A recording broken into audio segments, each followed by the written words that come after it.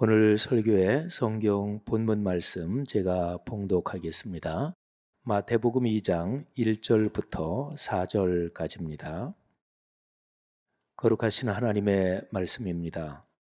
헤롯 왕 때에 예수께서 유대 베들레헴에서 나심에 동방으로부터 박사들이 예루살렘에 이르러 말하되 유대인의 왕으로 나신 이가 어디 계시냐?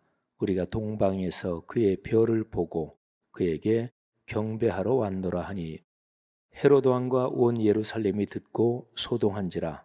왕이 모든 대제사장과 백성의 서기관들을 모아 그리스도가 어디서 나겠느냐 물으니. 아멘. 네, 올해는 크리스마스 당일하고 주일이 겹친 또 특별한 해입니다. 코로나19 꼬박 3년을 겪고 이제 내년쯤에는 어떤 형식으로든지 코로나가 전 세계적인 전염병 팬데믹에서 엔데믹으로 그렇게 건너가리라 생각이 되니까 올해는 코로나 3년 꼬박 겪고 한 해를 마무리하는 그런 해니까 올해 연말이 특별히 참 중요합니다. 저는 개인적으로 목회자로서 이 말씀삼 공동체가 코로나 3년째 맨 마지막 부분을 어떻게 마무리하느냐가 참 중요하다고 생각합니다. 그래서 말씀삼 감사나무, 이거는 우리 교회 영구 보존을 할 것인데 코로나 3년을 겪고 그리고 마지막 3년째를 마무리하면서 우리는 하나님 앞에 감사의 기도 또 감사의 제목을 하나님 앞에 올렸다. 나중에 5년 뒤, 10년 뒤에 우리의 아이들 또는 다른 사람들이 코로나 그 극심한 때에 어떻게 지내셨습니까? 그러면 영구 보존된 말씀삼 감사나무 그 앞으로 데려가서 우리 공동체는 그리고 아빠는 우리 할머니는 이렇게 3년째를 감사로 하나님께 마무리했다. 이렇게 마무리할 수 있게 되기를 바라는 마음에서 말씀삼 감사나무를 진행을 한 거지요. 사랑하신 여러분, 오늘이 크리스마스인데 예수 그리스도라는 표현, 이 뜻을 한 번 더 우리가 돌아보고 더 깊이 한번 새기면 좋겠습니다. 예수 그리스도, 이 두 단어로 된 말에서 먼저 예수라는 단어를 설명을 드리겠습니다. 예수는 2000년 전에 유대 땅에서 태어난 어떤 남자 아기의 이름입니다. 이 아이의 부모는 요셉과 마리아였습니다. 예수란 이 사람 이름은 유대인들에게는 익숙한 이름입니다. 구약 성경이 기록된 언어가 히브리어인데요. 히브리어 이름에 예수아이란 이름이 있습니다. 예수아. 이 이름을 좀 길게 쓰면 여호수아가 됩니다. 같은 이름이죠. 그런데 예수라는 이름은 히브리어 이름 예수아, 이것을 헬라어로 쓴 것입니다. 그러니까 히브리어 이름 여호수아, 예수아, 그리고 그거를 헬라어로 한 것이 예수, 이렇게 됐죠. 헬라어는 예수님이 태어나서 살아가신 그 당시에 일반인들이 쓰는 언어였고 신약 성경이 기록된 언어지요. 예수란 이름의 뜻은 여호와께서 구해 주신다, 하나님이 구원하신다, 이런 뜻입니다. 예수의 예 또는 여호수아의 예나 여, 이 발음에는 하나님의 이름인 야훼 또는 여호와, 이제 그게 거기에 담겨 있는 거지요. 천사가 마리아의 남편 요셉에게 그의 아내 마리아가 성령으로 임신한 것을 말하면서 아이 이름을 예수라고 짓게 합니다. 그러니까 세상에 구세주로 오신 그분의 이름은 사실은 하나님께서 직접 지어주신 이름이지요. 바로 그 내용이 기록된 마태복음 1장 21절에 예수란 이름의 뜻이 나옵니다. 마태복음 1장 21절은 구약성경 시편 130편 8절 여기하고 연관된 내용입니다. 두 구절을 한번 볼까요? 먼저 마태복음. 아들을 낳으리니 이름을 예수라 하라. 이는 그가 자기 백성을 그들의 죄에서 구원할 자이심이라 하니라. 아멘. 그러니까 예수란 이름의 뜻이 하나님이 구원하신다, 그런 뜻이다 하는 설명까지 들어있는 거지요. 구약성경 시편의 말씀은 이렇습니다.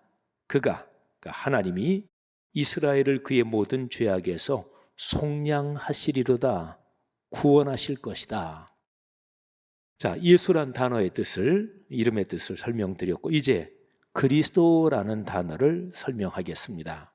자, 그리스도는 헬라어 크리스토스, 이거를 우리말로 발음하고 표현한 것입니다. 근데 히브리어로 메시아, 이거를 헬라어로 번역한 것이 그리스도입니다. 그러니까 메시아, 그리스도는 뜻이 같은 단어라는 거죠. 자, 메시아라는 이 단어의 글자 그대로의 뜻은 기름 부음 받은 사람을 뜻합니다. 그러니까 어떤 사람이 무릎을 꿇고 있는데 그 사람 머리에 기름을 붓는다. 그러면 무릎 꿇고 기름 부음을 받은 그 사람을 메시아, 이렇게 얘기하는 거죠. 기름 부음을 받는 사람 중에 왕이 대표적입니다. 그러니까 왕이 되는 사람의 머리에 기름을 붓는 것은 오늘날로 말하면 임명장을 주고 또는 취임식을 하는 취임 선서식이 되는 거지요. 구약시대에 기름 부음을 받아서 그 자리에 취임하는 직무 중에 대표적으로 가장 중요한 것이 세 가지가 있습니다. 첫째가 왕, 두 번째가 제사장, 그리고 세 번째가 선지자입니다.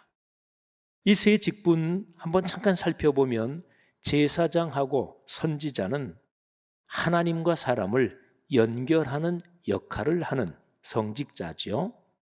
왕은 일반 사회 통치자인데 하나님의 뜻에 따라서 백성을 다스리는 직무가 바로 왕이지요. 그러니까 메시아란 말은 특히 바벨론 포로기 이후에 이스라엘 민족의 역사가 참 어려울 때 우리 민족을 구원할 하나님이 보내시는 구원자가 오신다.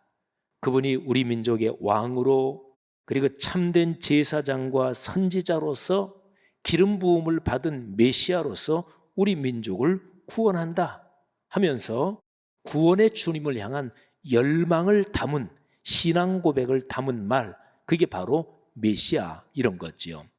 그런데 이 말이 연결된 것이 바로 예수라는 이름에 연결이 되는 거예요. 메시아, 그리스도는 똑같은 말이라고 했으니까 신약 성경 그 시대에 쓰인 헬라어 그리스도로 말한다면 예수와 그리스도가 연결되는 거죠. 예수 그리스도 또는 그리스도 예수입니다.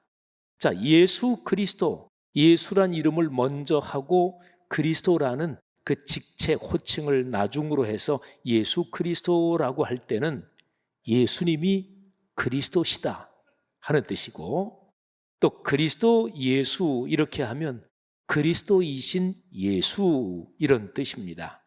예수 그리스도, 예수님이 그리스도이십니다. 구세주이십니다. 그리스도 예수, 그리스도이신 예수님, 이런 뜻이죠.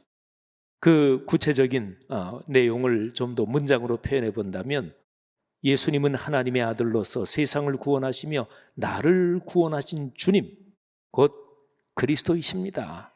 이런 고백이죠. 여러분, 2000년 기독교 역사에서 최초의 설교라고 할 수 있는 내용이 사도행전 2장에 나옵니다.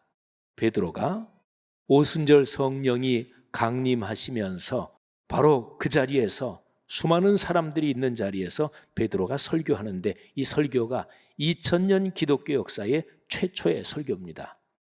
그런데 이 설교의 결론 부분에 예수 그리스도, 이 표현이 나오고, 그리고 그 뜻이 분명하게 나옵니다. 자, 설교의 결론 부분 사도행전 2장 36절부터 42절을 말씀드리겠습니다. 그런즉 이스라엘 온 집은 확실히 알지니 너희가 십자가에 못 박은 이 예수를 하나님이 주와 그리스도가 되게 하셨느니라. 예수를 그리스도가 되게 하셨다.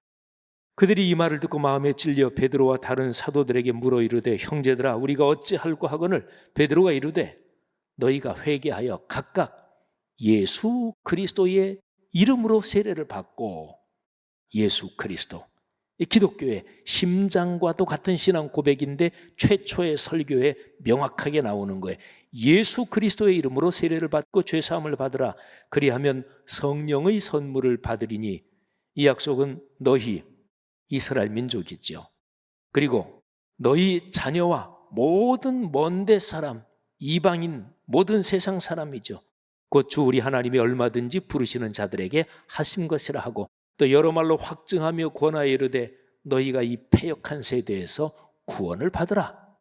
구원은 구원하신다. 하나님이 구원하신다는 예수 그리고 세상의 메시아여 그리스도이시여 구세주이신 그분에게 걸려있는 거죠. 너희가 이 패역한 세대에서 구원을 받으라 하니 그 말을 받은 사람들은 세례를 받음에 그날의 신도의 수가 3,000이나 더하더라. 그들이 사도의 가르침을 받아 서로 교제하고 떡을 떼며 오로지 기도하기를 힘쓰니라. 아멘. 사랑하는 성도 여러분들이요, 2022년 크리스마스 예배를 우리가 드리고 있습니다. 우리가 하나님 앞에 드리는 이 예배는 바로 예수님이 그리스도이십니다. 저를 위해 이 땅에 오셨고 십자가에 달려 돌아가셨다가 사흘 만에 부활하시고 승천하시고 성령으로 강림하셔서 지금 저와 우리와 함께 계시는 하나님이십니다. 이런 고백을 담아 예배를 드리는 거지요. 성도 여러분들이요, 여러분의 삶에 늘 저 영원한 천국에 이르기까지 이 고백이 늘 강물처럼 넘치기를 주님의 이름으로 축복합니다. 자, 오늘 성경 본문에 이런 질문이 나옵니다. 그리스도가 어디서 나겠느냐? 바로 제가 쭉 설명을 드렸죠. 이 그리스도 구세주가 어디서 나겠느냐? 그런데 이 질문은 헤롯 대왕이 질문한 말입니다. 헤롯 대왕이 질문한 거예요. 말하자면 헤롯 대왕은 그리스도를 찾은 거지요. 그리스도가 어디서 나겠느냐? 오늘 성경 본문 마태복음 2장에 그리스도를 찾는 사람들이 여럿 나옵니다. 그런데 그들의 목적이 각각 다릅니다. 자, 한번 볼까요? 조금 전에 말씀드린 대로 헤롯 대왕, 왜 그리스도를 찾나요?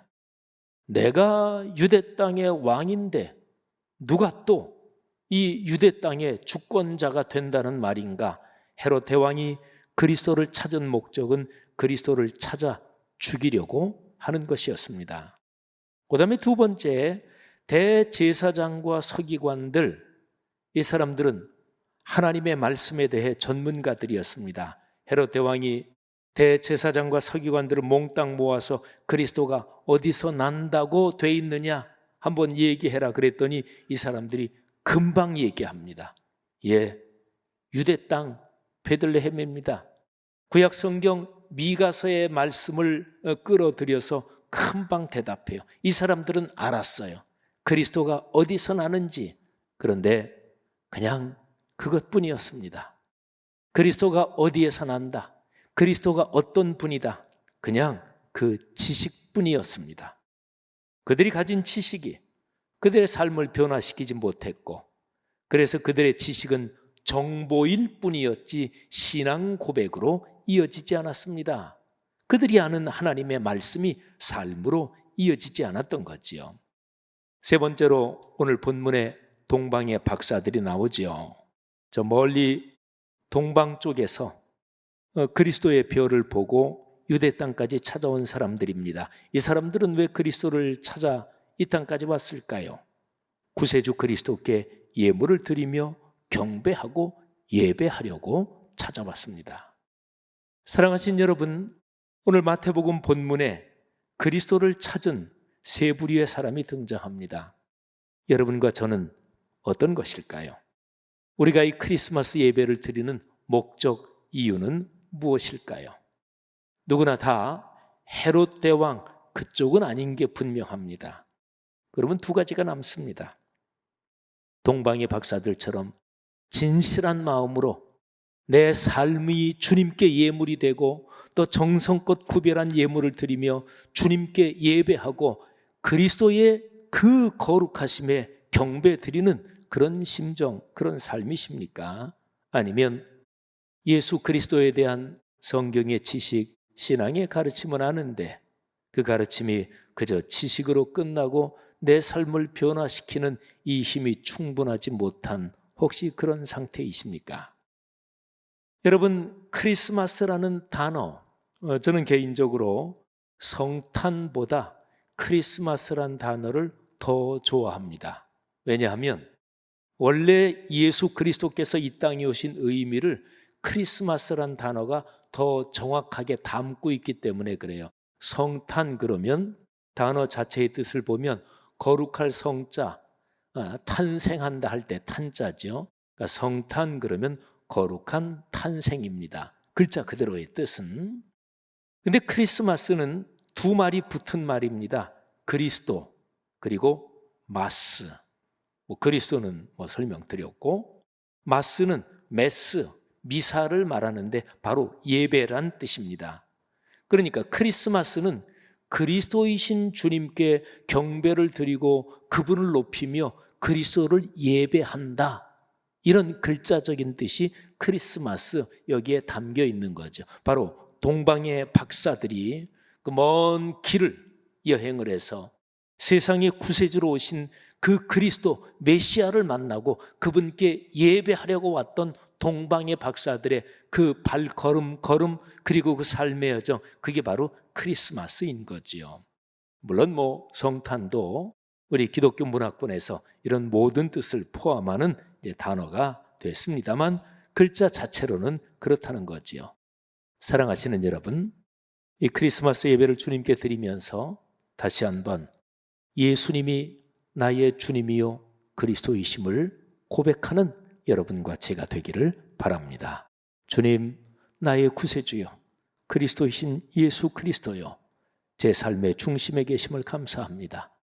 제가 평생 인생 여정을 걸어가고 또 한 해씩 그렇게 돌아가는 시간의 흐름에서 크리스마스가 올 때마다 이 사실을 다시 한 번 더 각별히 기억하고 또 한 해를 늘 크리스마스 그리스도를 예배하며 살아가겠습니다. 이렇게 고백하는 거죠.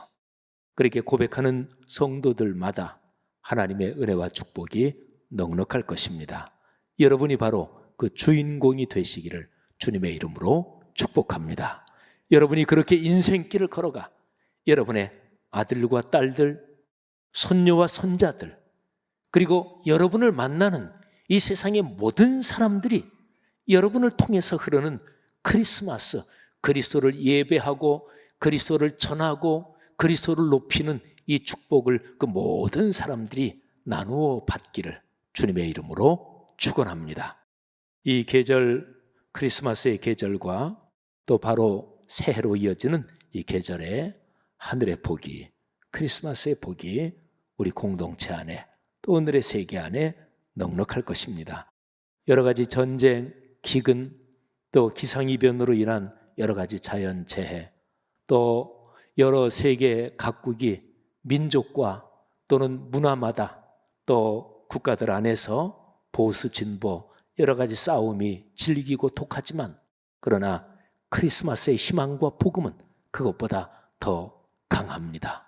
이 사실을 가슴에 끌어안고 걸어가는 우리 성도들 되시기를 주님의 이름으로 축복합니다.